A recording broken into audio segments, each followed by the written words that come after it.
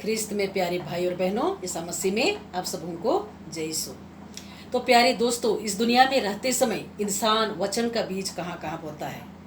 रास्ते के किनारे बोया जाता है, पथरीली भूमि में बोया जाता है, कटीली झाड़ियों में बोया जाता है और अच्छी भूमि में बोया जाता है।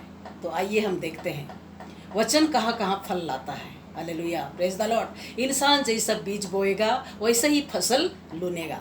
तो मरकुस का सुसमाचार अध्याय 4 पद संख्या 13 से लेके 20 में आप पढ़ेंगे। तो प्रभु का वचन क्या कहता है, आइए हम सुनते हैं और समझते हैं कि इंसान इस दुनिया में रहते समय कैसा जीवन जीना चाहिए। हालेलुया।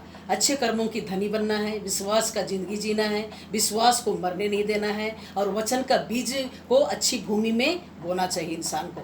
लेकिन इंसान कहाँ कहाँ वचन का बीज बोता है और नाश हो जाता है, बर्बाद हो जाता है, उनका जिंदगी नाश हो जाता है। Hallelujah, praise the Lord. तो प्यारे दोस्तों, रास्ते के किनारे बोया गया वचन वे लोग हैं जो प्रभु का वचन को सुनते हैं और अपने हृदय में जगह नहीं दे पाते हैं।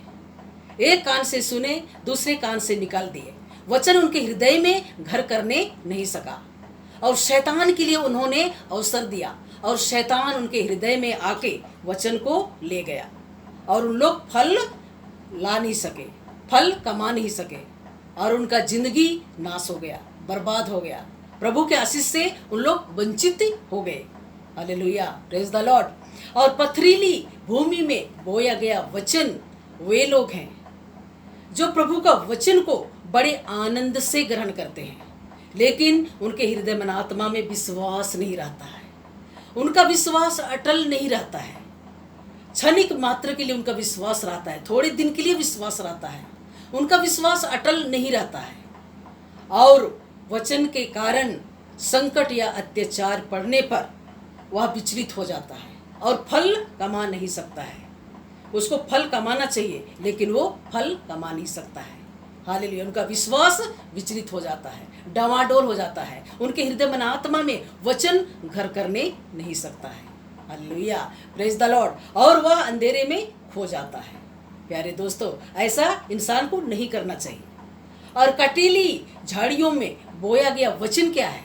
ये वे लोग हैं जो प्रभु का वचन को सुनते हैं, लेकिन परंतु किंतु इस दुनिया का माया मोह, इस दुनिया की चिंताएं, धन का लोभ, अन्याय वासना उनके शरीर में प्रवेश कर जाता है और वचन को दबा देता है और उन लोग फल नहीं ला पाते हैं। Hallelujah, praise the Lord. और प्रभु के आशीषों से उन लोग वंचित रह जाते हैं। Hallelujah, praise the Lord. और अच्छी भूमि में वचन वे लोग बोते हैं।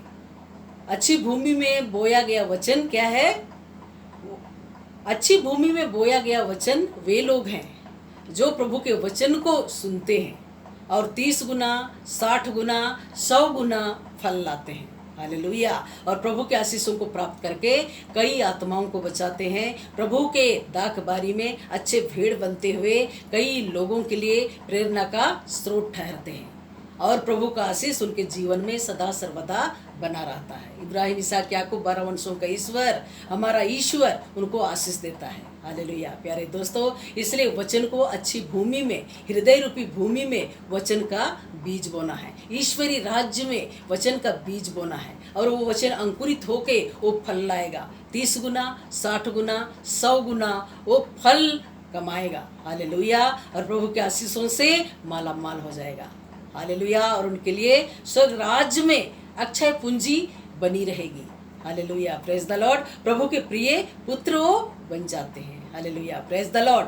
प्रभु यीशु बहुतायत से आप लोगों को आशीष दे। आमीन, प्रेज द लॉर्ड।